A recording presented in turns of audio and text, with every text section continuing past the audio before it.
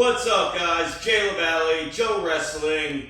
This is my 2022 spring and summer recap. I've had a few weeks to sort of recharge, rest, reflect on what happened, and preparing for the upcoming fall, winter, and spring even ahead. And I thought it was a good time before it got away from me here any longer. It's Labor Day weekend, and I have some time.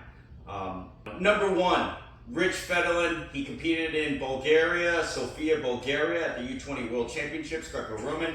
In fact, I'm wearing a shirt that Cliff Keen designed. That's him on the cover, on the front.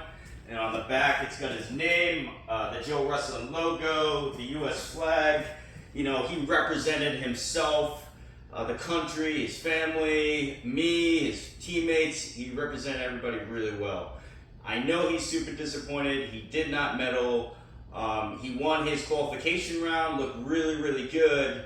Got to the 8th final against a Sweden athlete and got through it a couple times and, made a couple tactical errors that he probably could have prevented, things that he knew what he needed to do, and he just didn't do it. I'm super proud of him, irregardless. In hindsight, we look back, I wish I was there. He left 10 days out from competition and I wasn't there. I feel like I could have had a greater impact on his performance if I was there with him the last 10 days. Obviously all the physical work is done, but, just being in his ear every day at the training sessions, instilling the confidence, making sure the tactical planning and all those things are in his mind as he goes to compete. And in training we try and simulate, or at least put the athletes in the positions that they're going to be in, and especially we want to get in positions where you're under a lot of stress, and whether that means you're losing and you have to come back, whether that means you're winning and you have to hold the lead. What we don't want the athlete to do when they're under stress is start to freak out and then just try and get all their points or bull rush and work harder. Sometimes, the mentality in the United States is, you work harder when you're down, and that's not the case. Sometimes we just kind of have to relax a little bit, recollect our emotions and our thoughts after something that just happened to us. And we have to make the right decisions in that moment, and sometimes that's hard. But you live and learn. He's going to be a U20 athlete again next year, so he has another chance to go to the World Championships. So I'm super proud of him and all his teammates and training partners that helped him along the way, especially Ben Smith. Ben Smith came to me in March of this year after leaving Spire Institute. He's training with Olympian gold medalist Kenny Monday there. And it just didn't work out. He was the only athlete there. He came to me very low wrestling conditioning. He was very weak, barely could bench press 155 pounds. So I spent probably at least 2 months just kind of rebuilding him, getting his confidence up, and getting him to the point where he could, again, make the right decisions when he's under stress. And, he ended up taking third in Fargo. I thought he was robbed in the semifinals in the last 15 seconds in the match he was winning. But I'm glad for him because he came back after missing weight in freestyle. I have to shake my head over that. Luke Roberts, he made it to the Consi 8, number 1. So he's only 1 round away from the blood round, which means he would have All-American because there was a forfeit there. Fortunately for the other guy, because Luke lost in the Consi 8, number 1.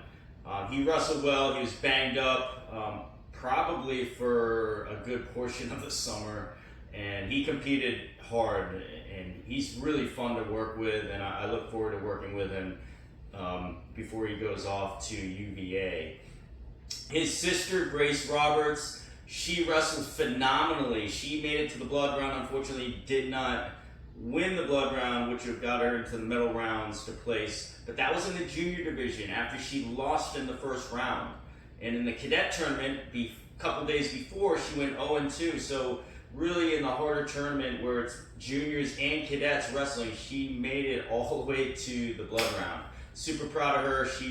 She's not a leg attacker. She loves throwing, but in the junior tournament, she started attacking legs and it started working out for her. So I'm super proud of her.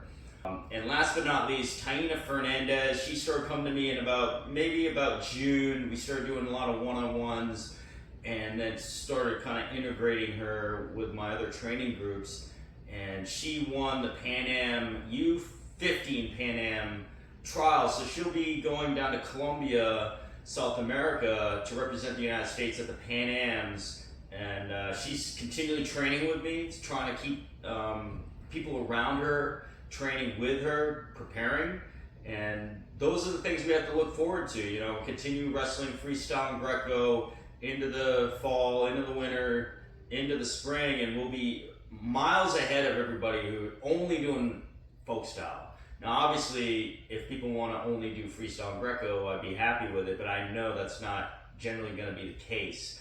I want athletes to be able to diversify their skills, kind of take them off the folk style train once a week to keep their skills sharpened in the Olympic styles. Give their body a break from the wear and tear of folk style, really, and have fun on Sundays. And then a couple other days we're doing freestyle, Greco. But that's about it, guys. I look forward to working with you guys and seeing you guys all in the winter and fall. Peace.